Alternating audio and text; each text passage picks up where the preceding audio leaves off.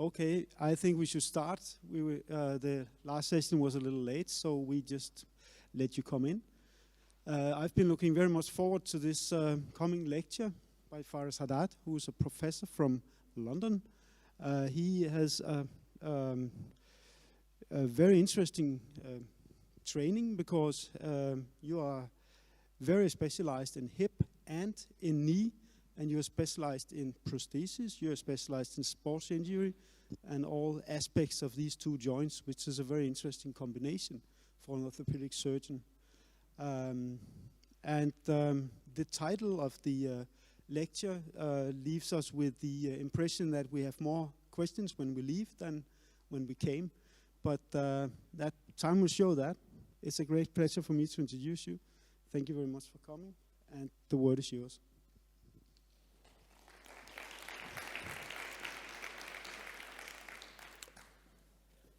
Thank you very much. I hope, can you hear me? I think the mic is working.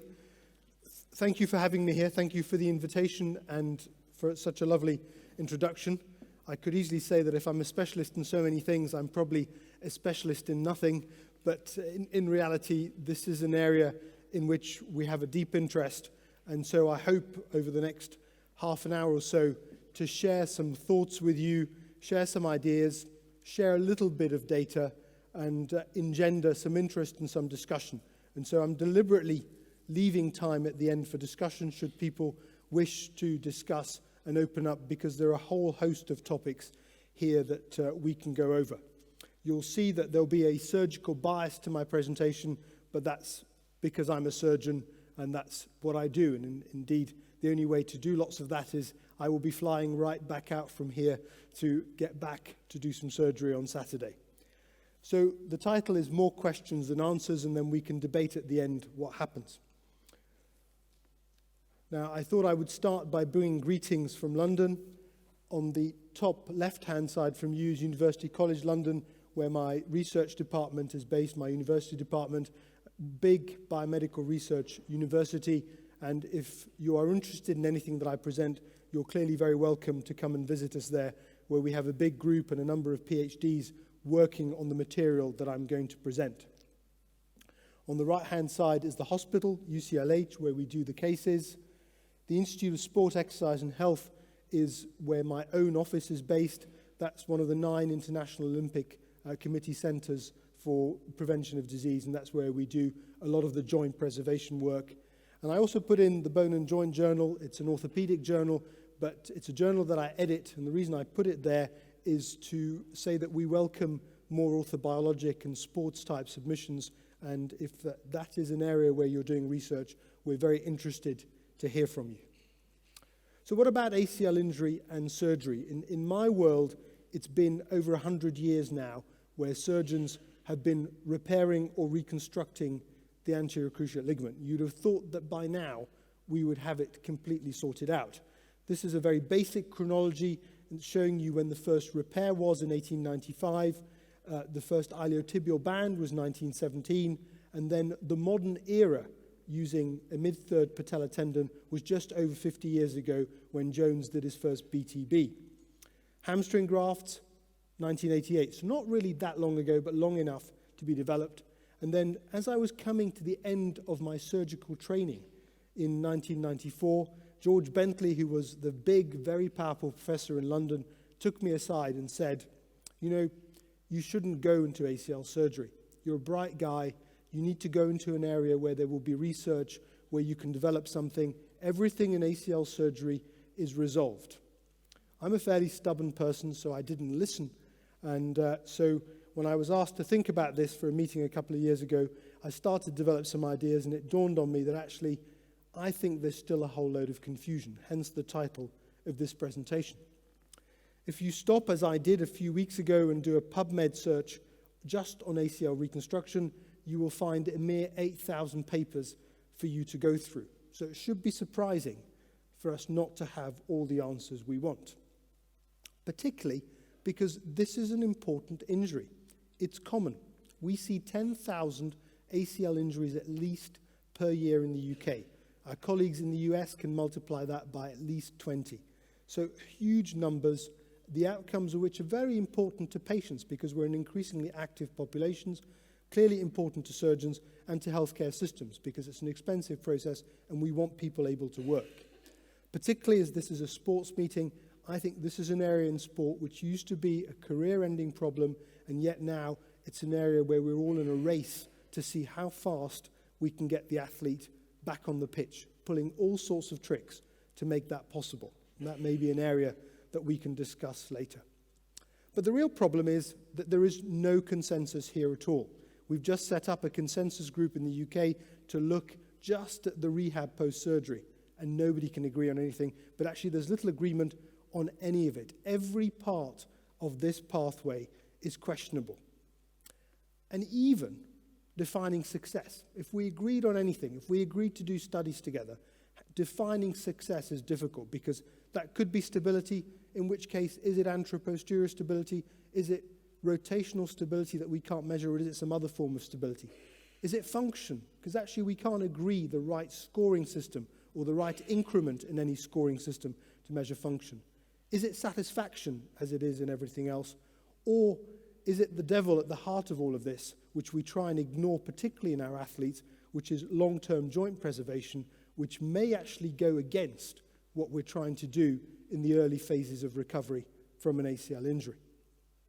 As a surgeon, there's another area. I'm not going to go through the studies, but certainly even in the UK now, people are quoting at us the very nice Scandinavian PRCTs that tell us that people don't need ACL reconstruction. And that may be the case for many, although for us, optimized rehabilitation that's available in Sweden is something we can only dream about. But the reality is there are lots of question marks, including question marks from the people who pay for this sort of thing. So my plan is to talk to you about what I would regard some key issues, more to provoke thought than anything else. I'm going to present to you our cohort because that's a cohort that a couple of PhD students are now mining. We've published very little from it, but the data within it is very rich. And again, it's really to generate thought and ideas. And then we'll talk a little bit about the end about what I call the psychometrics of ACL, because I think that's one of the big confounders that we've identified and is something I regard as quite important for future research. So what are the key issues? For me, the key issue is that out of all those 8,000 papers, there really is very little focus that takes us towards where we need to be. And if there are areas that we really need to track down on, one is prevention of injury, the other is normalization of kinematics, chondral preservation, and the rehab, because we've got to get all those four rights. And we spend a lot of time arguing about PRP, arguing about tunnel position, arguing about shape of the ACL, but these for me are the areas that we really need to work on. I'm not an injury prevention expert. We've done a couple of small studies, but I was distressed when I tried to look at the literature on this because there are 2 or 3 methodologically sound studies there, but actually we're nowhere near as good as we think we are at understanding how to prevent injury. We all recognize the young athlete. We all know that if you're a female under 25 and you tear one ACL, your chance of coming back for another procedure, either for that knee or the other knee, in the UK is about 20%. In other countries is even higher. There's a big problem, but actually cracking that and agreeing how to do it, the data is nowhere near as robust or as rich as I would have hoped for. There's really a lot to do there. One thing we've got better at in the UK is recognizing these injuries to at least stop people from re-injuring. This is a slide from a data set we published a few years ago showing what can happen if you divert all the knee injuries to one clinic. So in 2000, 15 years ago, 16 years ago, the time to diagnosis of an ACL injury in our institution was 32 weeks because they came in all sorts of roundabout ways, and the time to surgery was 60 weeks. In 2008, when we looked at it again, it was 5 weeks to diagnosis, 15 weeks to surgery, and it's still about there now. We've re-audited last year, pretty similar data.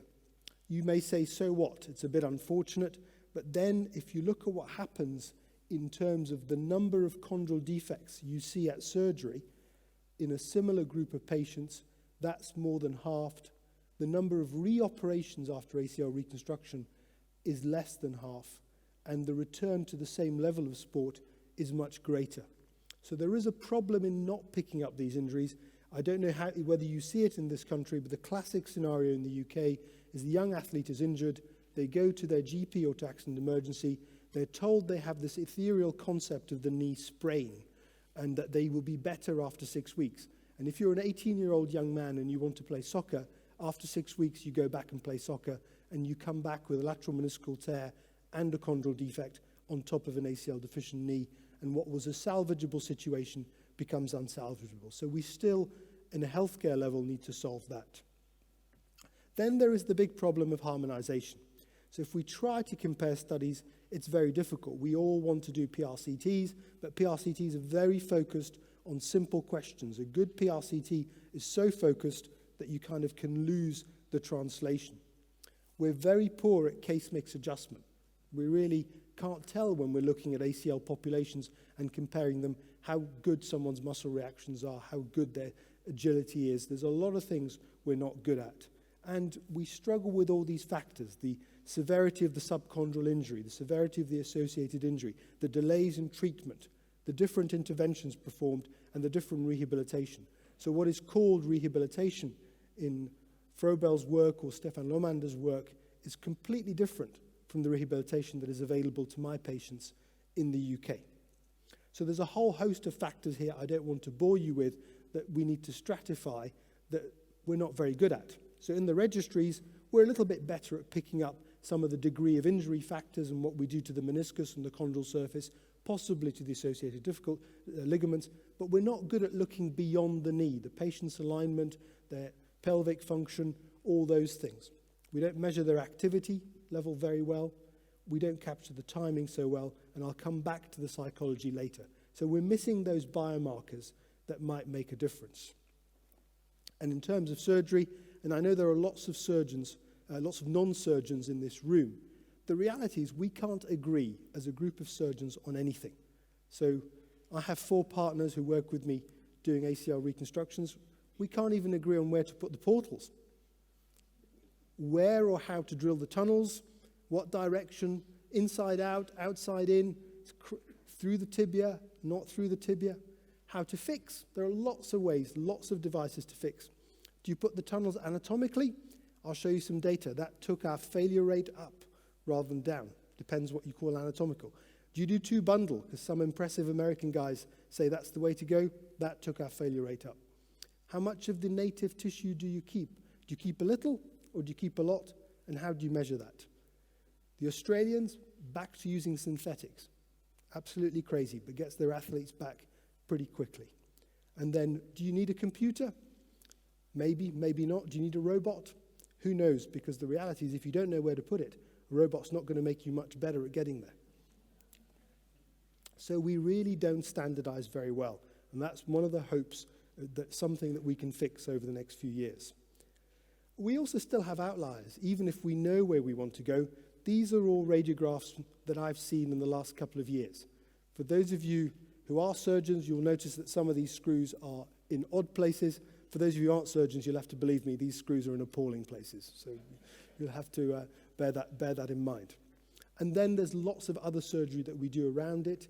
We've suddenly rediscovered the anterolateral corner. We've discovered the iliotibial band. There are lots of things that happen in conjunction with ACL injury and ACL reconstruction that we need to get better at and capture at the same time. So a couple of our PRCTs at the moment are really around understanding the role of doing a Macintosh extra-articular tenodesis at the same time as an ACL reconstruction.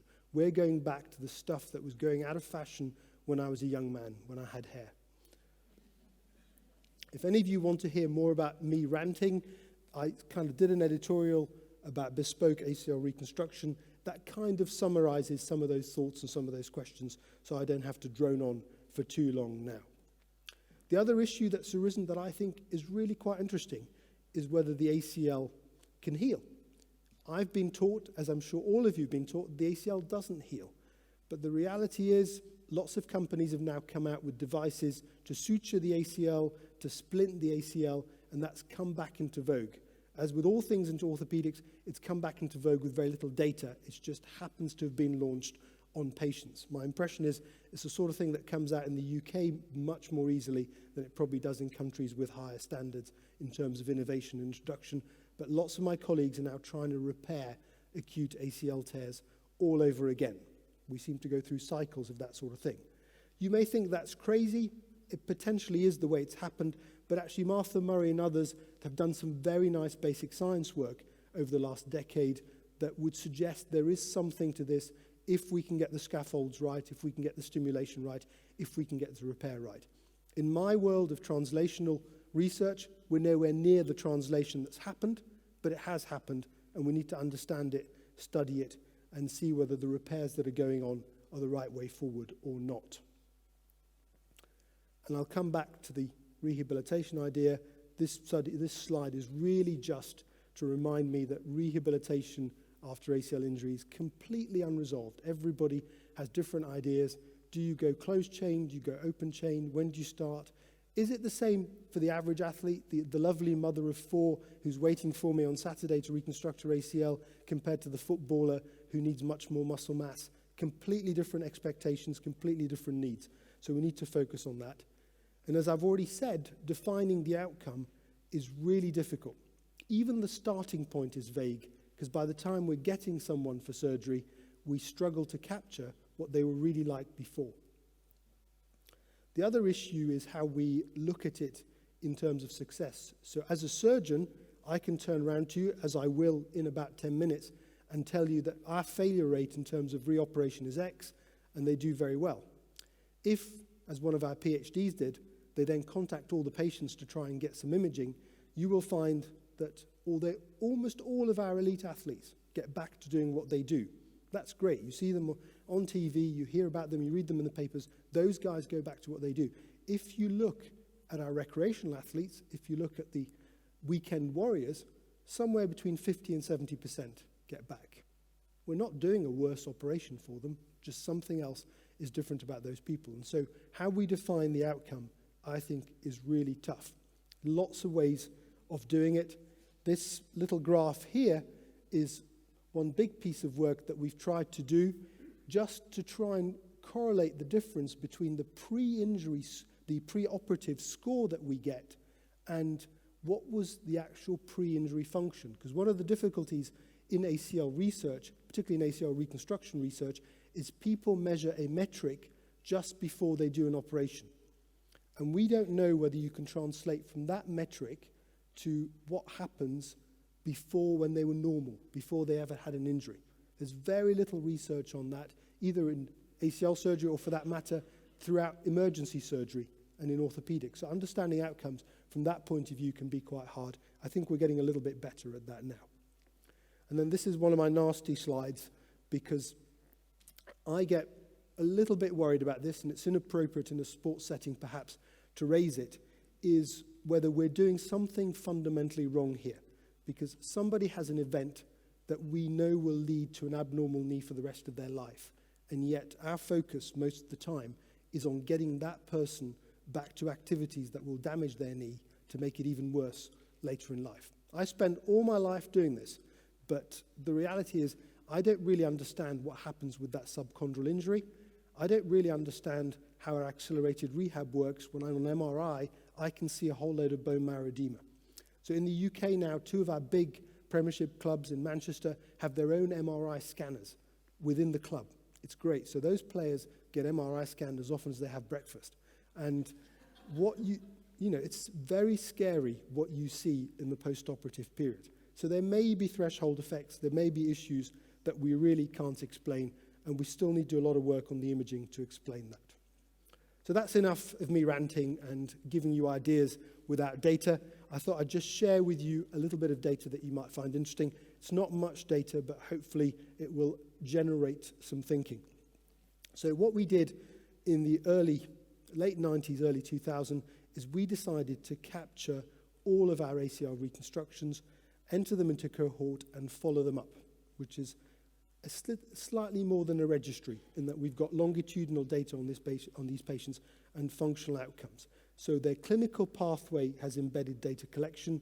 There are people who spend their whole life just chasing those guys up.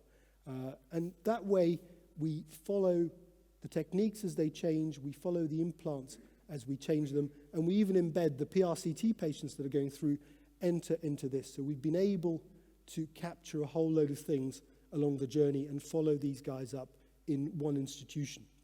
We've also, since 2010, although we've not been able to do anything with it yet, follow a lot of the non-operative cases, and I think that may well generate some interesting data in the long run.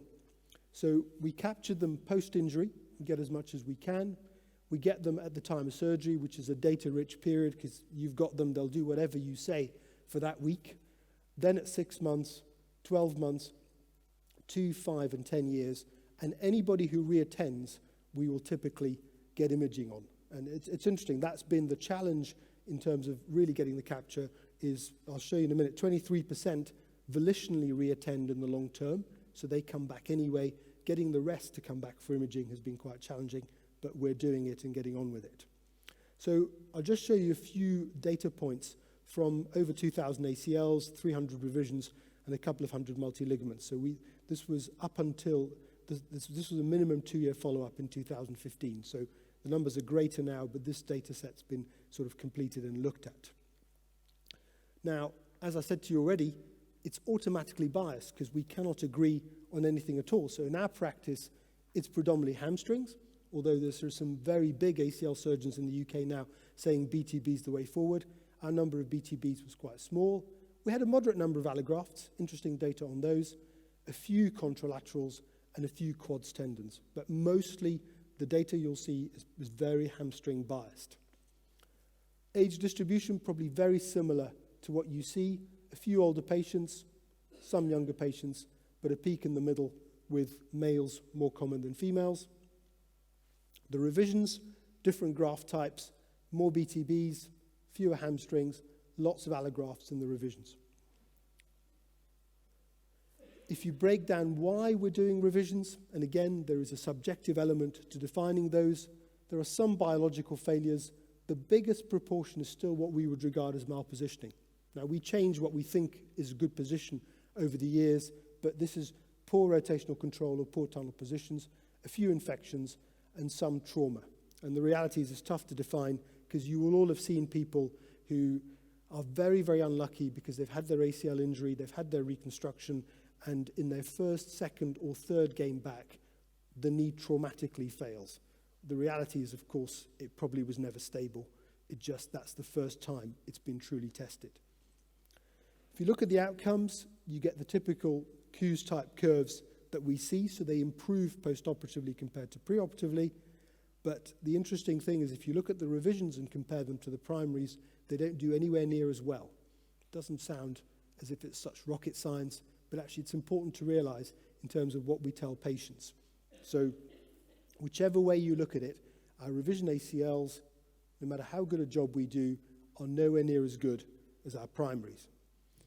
And if you look at it and compare them in terms of activity scales and compare our multi-legs, you'll see that our multi-ligaments, no matter how hard we try, still do worse than our revisions, which do worse than our primaries.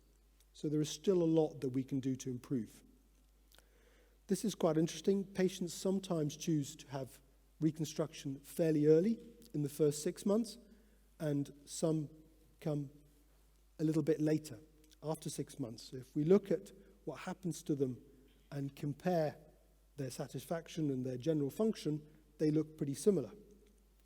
If we compare their activity levels, it was really quite interesting to us to look at this. This may look like a very busy slide, but I want you to see how the blue is high and the green is low. So there is a subset that is self-selected, I think, that don't have early surgery. And that subset may feel happy with their surgery because actually they score well on their scores, as I've just shown you.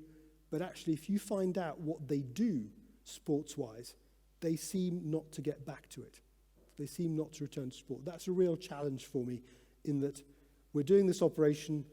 We don't think it particularly changed natural history, or at least we have no data to say it. We think we're doing it for them to be more active, and yet these people are not being more active. What about survivorship? It's quite interesting. There's a progressive failure rate of the reconstructions over time. If you're younger, you're much more likely to fail. Young people go and re-injure. The 18-year-old hypermobile female netball player is my nightmare, because they will be back. I form a permanent relationship with them and their family because something else will happen. If they don't come back with another injury, they come back with one of their friends. Something will inevitably happen at some stage. You form a bond with these people. Graft choice, this is our data. It's quite interesting. I'm not sure it's reflected everywhere, but we have a much higher failure rate for allografts. And if you like, we can talk about that, but our allografts fail way more often than our BTBs and than our hamstrings. So if you sum it all up in terms of what happens if you come to our unit for an ACL reconstruction, we can tell patients that 3% of them are going to fail by 4 years, 4% are going to fail their graft by 10 years. So end up with a reoperation. Peak revisions are in the first year, worse if you're a girl than if you're a boy, worse if you're younger, and your revisions don't do anywhere near as well as your primaries. This is when we got into doing comparisons now and seeing what we did, because like all other surgeons, we're very fickle. New technique comes out, very clever guy tells you it's the way forward, so you tend to try it. So we went through a period of double bundle, much higher reoperation rate with the double bundles. It was not a glowing success for us. We stopped doing it very quickly. I've seen Danish data, so this may be something familiar to you. In the UK, there was a big shift from transtibial ACLs towards using an anteromedial portal for the femoral side in order to bring the tunnels back round to a more anatomical position in the late 2000s, about 7 or 8 years ago. That's what we do now. It's still what we're doing. It's something we believe in, but we've got a higher failure rate for that than we did with the transtibials. And maybe they're more active, and maybe they need a different rehab, but the reality, that's a clear observation. It's not just us, others have seen the same thing. So moving the ACL round to a more horizontal position does seem to have caused a problem. Our primaries are failing more often than our revisions, but that's because they're more active. And there's no question the North American push for allografts is not something we're in favor of, because we have a high failure rate for the allografts. I could show you a series of 12 patients who, when they failed their allograft reconstruction and we've MRI scanned them, we can't see a torn ACL. What we can see is no ACL. So something has happened and the allograft has disappeared. Now, there is a problem in that our cohort study is more detailed than registered, but it's still an observational study. And I think we need to bear in mind that we need to combine the registers and these big cohort studies with something more, because we can't really infer causality. What I've just told you is what's happened in our practice. It doesn't mean that BTB is worse than hamstring. It just means that in that cohort, it's worse than hamstring. But it does show that you can look at modifiable factors.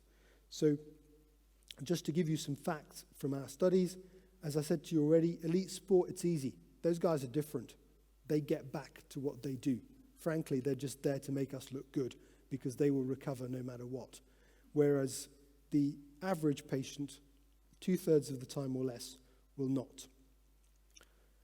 Now, this is the crux. Which factors in our population are associated with failure to return to activity and maintain activity?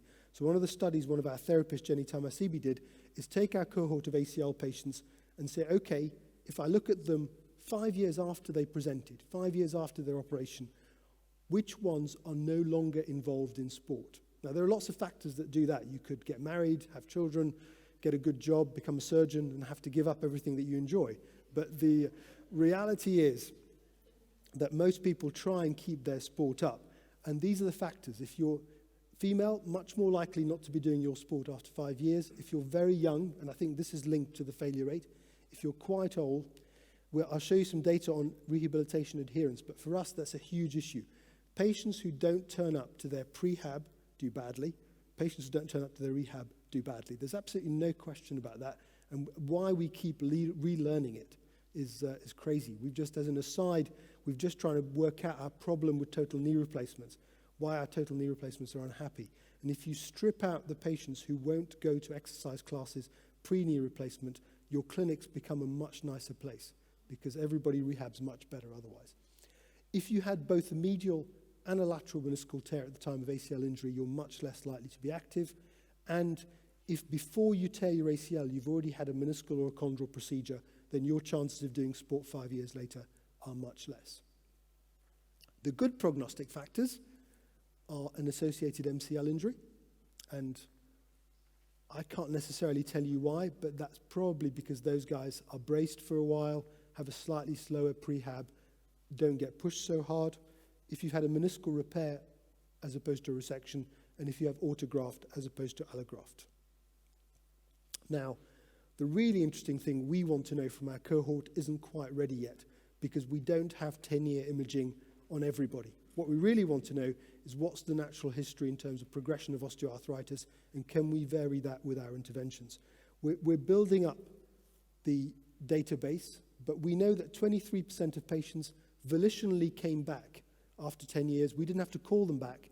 They came back for further investigations because of problems. That's much more likely if they already had a chondral defect, if they had medial lateral tears, or if they had either a medial or lateral meniscal tear resected. So there are some risk factors for poor long-term outcome. I'm not going to talk any more about our cohort. I thought I would just let you know that that's our cohort. It's not a register. We do have a register in the UK. I'm just in the process of writing the second annual report, so it's a much less mature register than yours. I think registers are very valid. We have to have them. We need to have them to look what's happening on a population level. And so the data within them is important. But I think in terms of actually moving the subject forward, they are only part of the tapestry. You need big cohorts, you need registers, and we also need interventional studies. So I didn't want to belittle them, but I think they are not the whole answer to understanding ACL surgery because they're observational. The last thing I wanted to do before opening up to questions is talk about what I alluded to, which is, if you like, the psychological model of ACL injury. It's all intuitive. Those of you who are therapists here will know this already, because you will see patients, they'll come in and see you after their knee injury, and you'll know no matter what happens to that patient, they're going to do badly. You get better at this as you get older, and this is my time of year. I don't know how it works in this country, but 9 months of the year, I treat people who enjoy doing their sport, want to get back to their sport, and are motivated. And between January and March, I treat a group of people who go on holiday for the sake of their children and twist their knee skiing. And then that is the most difficult bunch of people I treat with their knee injuries, because their expectation is to be fixed, not to fix themselves, and it's a much tougher group. Anyway, so we did some work, and I'll quickly flash through it because it's probably much more interesting to me than it is to you, on the relationship between their psychological characteristics, how they adhere to rehabilitation, and their functional outcome after their ACL surgery. So what we want to do is really identify the winners and the losers. It's not quite so straightforward, because when you identify the loser, it's very difficult to tell someone who wants an operation they can't have one, because they've decided that the lady next door had an ACL reconstruction, they have to have one. It's very hard. So this is just a small study, 75 patients, fairly structured. They had an isolated ACL with or without meniscal injury, no associated posterolaterals, collaterals, single surgeon, standardized technique. So we really wanted to funnel down, and we looked at their psychology pre-op, we looked at how they did their rehab, and we looked at their function at 1 and 5 years. That's the detail you need to remember. Lots of graphs coming up, but that's the key details. So they fill out their questionnaires, they have their reconstruction, we follow them up, we supervise their rehab, and then we look at them again at the end at 5 years. The detail of this is not critical. There are a lot of psychological scales we can look at. So we've looked at their athletic identity, self-motivation, the recovery locus of control, the Hadds, which is actually quite a good score overall. If you're going to pick one score to select your patients, that's a really good score, and a social score. Then we looked at how well they attended their rehab, whether they completed their home exercise program, whether they did their icing. One of my PhDs, just finished his PhD, is obsessed with icing. So everything that we did was involved with icing. And then we looked at their functional score in a number of ways. Any of you who do lots of research will see that these patients really had questionnaire fatigue by the end. We really hurt them by making them complete a lot of questionnaires. And we looked at their function objectively as much as we could. And there's no surprise. This is rocket science. If you do your rehab, you do much better. lots of graphs to show you, which basically show that if you are committed and you have an athletic identity, your Tegner score is better. If you have a locus of control that says you're going to get yourself better, then your final function is better, and so on and so forth on that basis. So you can use those scales to identify which patients are going to be easy to treat. We've made it a rule now that if they won't do their prehab, they will not get their operation. That's very easy on the NHS because it's tough for them to go somewhere else. It's very tough in the private sector because they will just go to the next person. Within this cohort, we have 3 graft ruptures, 1 contralateral rupture. It didn't seem to be linked, and the outcomes overall otherwise seem to be good. So I don't think we can say that they necessarily re-rupture more if they're not committed. That seemed to be fairly random, but the reality is those who are more committed do more sport than those who are less committed afterwards. But the relationship at 5 years is really pretty strong, so you can pick your patients at the outset. It's not the first paper, we're not very clever. Other people have looked at this, but I think it's a very interesting and detailed way of looking at it that certainly adds to the information in this area. So rehabilitation adherence, great predictor of final outcome. Athletic identity, which I think I was referring to by that tough time of year now, and social support are good predictors of outcome, and self-motivation, as you all know, and self-efficacy are positive predictors, but we've got data to back them up. So we now optimize prehab. We identify those patients with poor self-motivation and really work hard at those non-surgically, and we score all our patients preoperatively to try and pick that up. So just to conclude, I suspect I've confused most of you in the way I've rambled through. That was the idea, because I didn't want you to have answers. I want you to think there were still more questions. I think there's a huge challenge here. There's a big intellectual challenge in that there are many facets of this we don't understand, most notably the natural history and how we're going to influence it. There's a big technical challenge in that we're starting to do more and more things in a very, very sophisticated arthroscopic way with computer guidance and robots, which is quite interesting. And then there's an emotional thing, because I think for a patient, an ACL injury, for an athlete, is a huge thing. It's a year out of their life, a year out of their career. It may change the way their whole pathway goes. And I think that's worth bearing in mind. The reality is, in spite of everything I've told you, there are lots of things that affect the outcome that we need to understand, including the gravity of the initial injury. The quality and technique of the surgery is very variable. We're trying in the UK now to go through a system of channeling down complex surgery to certain centres. So if you only do 10 of an operation in one centre, that cannot possibly be the best way to do it. And you're probably much better off being in a centre, I'm talking about centres, not necessarily surgeons, where they do 100 or 200. And it may not be about the skill of the individual surgeon or therapist, but it's about the organisation, the pathway, having the setup to deal with the problem. I hope I've stressed the psychometrics. I think this is a really interesting area. And then the big thing at the bottom here is there are lots of variables that we still don't understand, so lots of works that needs to be done in this area.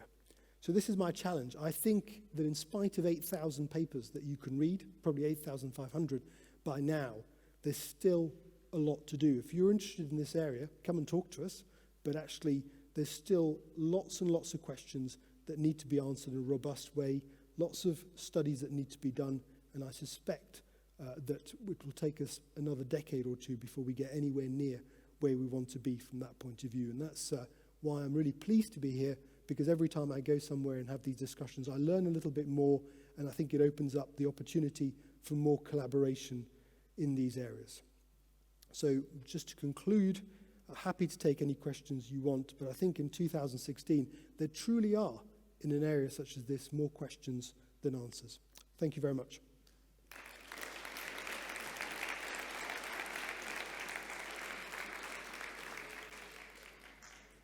Thanks very much for this tour de force through all the problems in ACL reconstruction, and I'm sure there are a lot of questions here. I'm sure we would all like to know, you talked about optimizing the prehab. Could you tell us a little bit about that? Be more specific about what you actually do? So for me, there's a basic rule, which is very simple. It's not about time. It is about showing that someone has the commitment to form a relationship with their rehabilitation. So they have to be able to attend and form a relationship with the person. In terms of the surgical nuts and bolts for the surgeons out there, I want full extension, no effusion, a normal gait pattern, and at least 120 degrees of flexion. So it's not about time, so from the surgical side. But the critical thing for me is that I get a letter back or an email back from a therapist saying, yes, this person's coming, this is what we're doing at the moment, their mind's in the right place, their body's in the right place, and they're going to commit to this rehab. Because I think if that's not happening, there is no technique of surgery that can salvage the situation.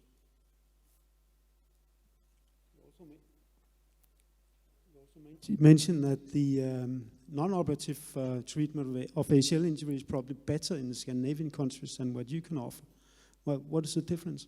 But that's what we're trying to understand, so it's very interesting. So if you look at the access to therapy, so even with our best insured patients, they will only get 6 or sometimes 12 sessions of therapy as a rehab for an ACL injury pre-surgery, which is not very much.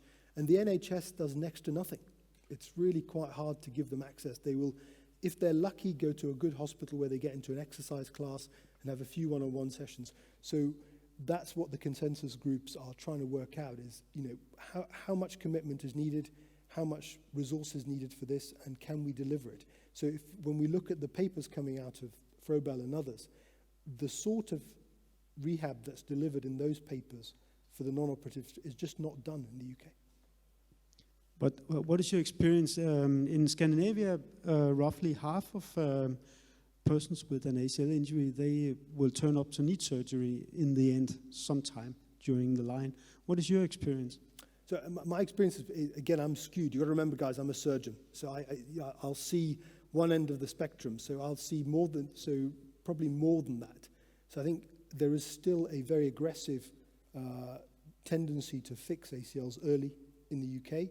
And of the ones that wear that badge of honor that I haven't had my ACL reconstruction, I've coped, I see a lot of secondary slack knees coming in somewhere between 8 and 12 years, coming in for a late reconstruction. So I think it's well over 50%. It's much higher. But I live in a skewed surgical world, which is why we started in 2010 trying to follow our non-operative cohort, because you see what you're allowed to see as a doctor, and actually if you can actually capture them all and then follow them up all, it might make a difference.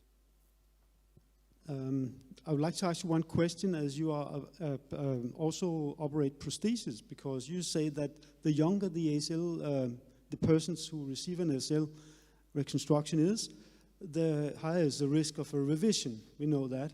But doesn't that go for prosthesis as well, and for anything?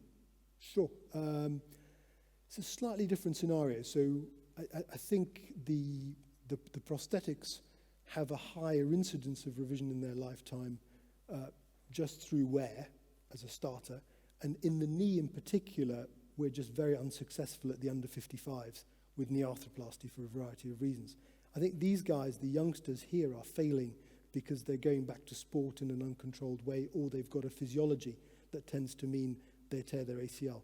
And so in the under, I don't know what the experience here is, but for us in the under 25 female, they have an equal incidence of re-injury as injury to the other knee in the first 5 years after. So when you're when you're working with someone who's had an ACL injury, the other knee is equally important, even though that's completely normal at that stage, because there's a high risk of injury to that. So I think it's a slightly different paradigm. Well, your lecture made me write up a long list of questions, but I'm sure that there are people out here with questions. So please. Yes.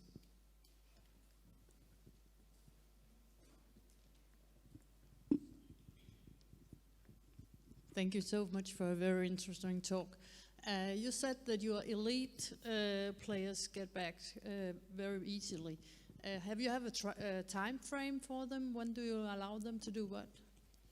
That's a great question, because there is really no right answer there, and it will vary depending on what club they're at. Essentially, as a surgeon, you get to control the front end of it, and typically, if you're lucky, you get to do 1 review or 2 reviews, and then they will push on. We try and guide a rehab pathway, but then they will push depending on the club.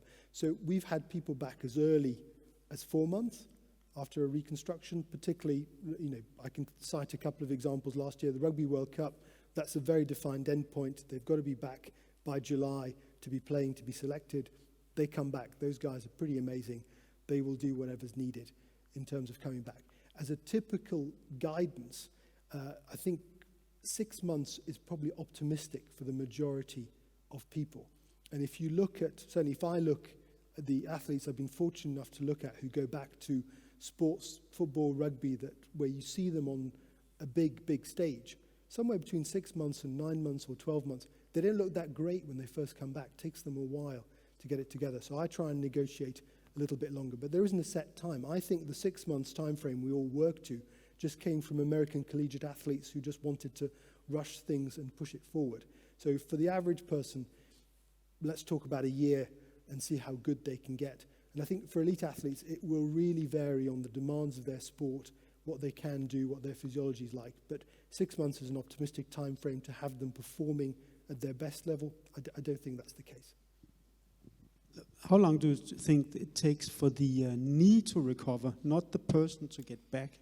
I mean, when you look into the knee, if they come with a meniscus injuries or something like that, after the ACL reconstruction, how long do you think it would take?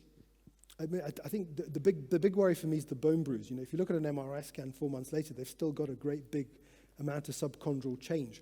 So I think it probably takes at least that length of time for the knee to recover. If you do a meniscal repair, I'm pretty sure that's not healed for a year. I think it's pretty tough from that point of view. The other interesting thing, for those of you who are interested in this sort of thing, as we've done more and more extra-articular tenodeses, what we've tended to do with those is put them in a brace. We've gone backwards and we slow them down. So someone who's got a grade 3 pivot or is hypermobile or is a revision, we will tend to then put them in a brace after doing an extra-articular for the first 4 weeks, legs straight, just doing some movement with the physios. Now, when you look at those guys at 3 months, the knee's beautifully settled, very quiet, and that goes against everything that we've been trying to accelerate. Those guys look better at 3-4 months than the guys we pushed from the beginning. And that's a sort of dangerous observation because there's no science behind it, but there is something about letting the knee recover, letting the patients get better. Professor Haddad, thank you very much for your great talk. This is very timely. My name is Jan Carlson. I come from Gothenburg, Sweden. I would like to make a few comments and a few questions. First of all, the comment about the top players with a 95% plus return to sports versus the average player with 60% return to sports. First of all, why is this? Is it the rehab? Is it the better surgeons who are doing the surgery on the top players? Andy Williams doing them all in England? Or you, maybe? Is it that they are operated early on before they get the meniscus ruptures and the cartilage rupture? And are we, in that case, doing wrong, waiting with our patients and telling them go to physio for this and that long time? But let me answer that before your other I mean, that's a great question, but that's one of the reasons to present our cohort, because our cohort is the same surgeons treating those patients. So I don't think it's the surgery. I think it's partly the rehab, but it's partly that psychological, physiological makeup and the access to the rehab. I mean, I don't know who's ever seen the full spectrum of rehab that has gone through in elite sport to recover from a knee injury. It's fascinating for me as a surgeon to spend time watching the thinking, the effort, the time commitment, and actually the complexity of the rehab is pretty amazing, and that's not available to the average person. I guess it's maybe the rehab that's a huge question here. They're doing probably rehab 30 hours a week compared with the average person doing rehab 1.5 hours a week, something like that. I think this is a huge difference. Second thing, are our outcome measures, are they good enough? No. I think so. I agree with you. They are probably not good enough. No. We could have an entire day's discussion on how. And in fact, as you know, this is one of my interests. So I love discussing it. Also mine. The reality is, we're not very good at capturing the outcome, and actually, we're very, very poor at capturing the outcome remotely. I think that we are poor at capturing the details. And one other thing I'll come back to in a minute, if I may, Michael. Is that okay? Transtibial versus anatomic reconstruction. That's something that's very hot today. And, 15 years ago, we were all doing transtibial, and now we think that we were all thinking wrong. And now we see that in the Danish registry, saw that transtibial, there were fewer re-ruptures than with anatomic. Okay, why is that? Is it because there is no force going through the graft when it's transtibial? If you don't put the graft in the knee, if you put it here, from here to here, there will be no force in it. There will be never a re-rupture. Okay, you say that it's not very good to put it here, but there will be 0% re-ruptures. That's observational data for you. Yeah, okay. Okay, but that would bring me to one thing: individualized surgery, individualized thinking. So some knees, they may not need rotational laxity restoration. They just need to get rid of the Lachman test. Other knees, they must get rid of the pivot shift. So I think that this is very, very important issue, and we really need to look into this. Before you answer this question or comment or whatever we call it, I would like to take this one more further. We just recently completed a study. We have not started to put it forward to publication, but I'll give the numbers here a little bit. On 17,000 ACL reconstructions from Sweden and from the registry. And we checked with, we created a checklist, an exact checklist on anatomical. We put everything exactly what we call back to anatomy, correct anatomy. And say we have three groups: transtibial, anteromedial drilling, and exact anatomy. We have the best results in exact anatomy. We have the worst result in anteromedial drilling, and we have intermediate in transtibial. This is very interesting. So if you do it exactly right, you'll get it better. So everything doing with anteromedial drilling is not exactly the same, and it's not the same as anatomic, maybe. I'm not sure. It's fantastic to have someone eloquent echo my thoughts much better than I could actually express them. So the reality is that we're kind of completely failing in terms of fidelity, and then we're trying to compare things based on observational data. So you mentioned Andy Williams. So Andy's a close friend of mine. Andy's completely changed his portal position in the last 3 years based on his data. So when we say transtibial can be the old-fashioned 11 o'clock, 1 o'clock, or it can be one of those population of surgeons who decided that actually they wanted it further round, but they didn't want to change from transtibial, so they've changed their tibial tunnel radically. There are a number of confounders within that. And then anteromedial, as you say, it could be anywhere across that whole spectrum. So that's, I think the registries are great and the numbers are fantastic and we need them, but that's the weakness without being able to define. Now, we've got a couple of studies going on, not in my center, in the UK, where people are getting CTs post-op just so that you can get commentary on exactly where the tunnel is, because where you think is anatomic and where I think is anatomic it may not be the same. And where I was trying to go with that editorial was the reality is that one day, when I'm a very, very old man, somebody will look at a knee and say, for this knee, based on these metrics, the actual right treatment is a robotically guided scaffold with a couple of growth factors in that direction. And this would finally bring me back to what I said, individualized surgery, individualized thinking, to understand every knee, every injury, every assignment, every requirement, etc. That we think individually about every patient. So thank you very, very much for this timely talk. This was really great. One great difference between the transtibial technique and the anteromedial technique is that you always position your transtibial femoral tunnel as posterior as you can. You don't do that with the anteromedial tunnel, but if you look at the ACL, it's flat and it actually attaches to the posterior border of the lateral notch. So that might be why they're doing worse, the anteromedials, because they're not positioned posterior enough. That's one possible theory.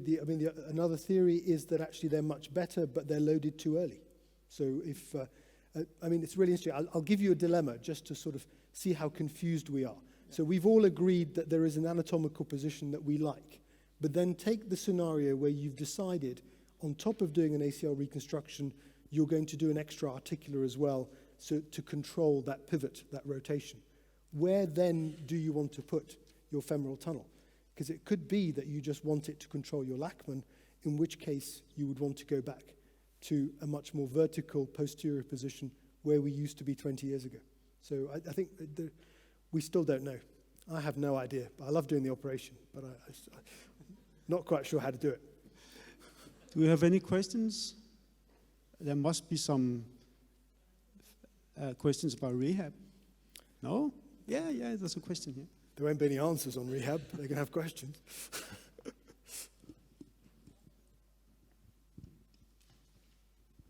Well, hello. Thank you for this excellent talk. I am Kevin Kuppens from Belgium, where they found out the two... Discovered the new ligament. It's fantastic. Well, it wasn't me. No, just a small question. Is there, in your opinion, any way that the psychology or the personal factors of this subject can compensate for the maybe slightly less different anatomy or slightly less different biomechanical techniques? Not sure. I'm not sure what you mean. I think that there are people. So there are two facets. One is there are some people who are so determined to do what they're going to do that they do it. And actually, I was party to. We published a case report last year on a Premiership footballer. I'm not a great fan of case reports. Who got back to playing Premiership football 8 weeks after an ACL injury and is still playing because that's what he decided he was going to do, and he was going to do it. So there are certain aspects, I think, of his anatomy and physiology that probably put him in that window where he can do that. And that is probably the most important thing in sport anyway, as we all recognize. It's what makes the difference between those guys and the rest of us. I'm not sure otherwise how to answer your question because I'm not sure I've understood it. The real challenge for me is behavioral change. If we take those people who we know the psychology is not quite in the right place, can we actually do something about it to improve their outcome? That's way outside my game, but it'd be great if we could do it. Okay, well, I was even not sure how to ask the question. So, but we see in a lot of problems that the structural approach, the biological approach, is only a part. So, no, I think we're agreeing in a strange way. Okay. I think the reality is, it's about function, not structure. Yeah. And function is structure and a whole load of other things, of which the central nervous system is a huge part. And that applies way beyond ACL surgery. That's everything we do. Thank you. May I ask a last question here about allografts? Do we get good allografts, or where do you get them from? I was waiting for that. So normally if I give this talk or anything like this in the UK, the allograft guys go mad. So the interesting thing is we get good allografts, non-irradiated allografts. And we've seen that failure rate in non-irradiated grafts. So I think there is still a problem with allografts. But are they just fresh frozen and nothing else? They're just fresh frozen. Yeah. Okay. Have you ever considered if you have a top athlete and his brother is preferring to watch sports on the television, for his brother to just be positioned on the table next to him, so you take his hamstrings and give to his active brother? That's a great question. I've never had to do that with an athlete or consider that with an athlete, but we've had that with some children where the parents have said, I want to give my hamstrings for my 11-year-old or my 12-year-old. And our ethics committees would not let us do that. So we've asked the question. It'd be very interesting if anyone's ever done it. I would love to know, because we've had collections of teenage athletes where the parents have volunteered to do the donor site morbidity for them. And we haven't been allowed to do it. Well, that's when you ask a question, you also got the risk of a no. Any more questions here? I think this has been fantastic. You have answered really many questions, actually. So thank you very, very much. This was great. Thanks a lot.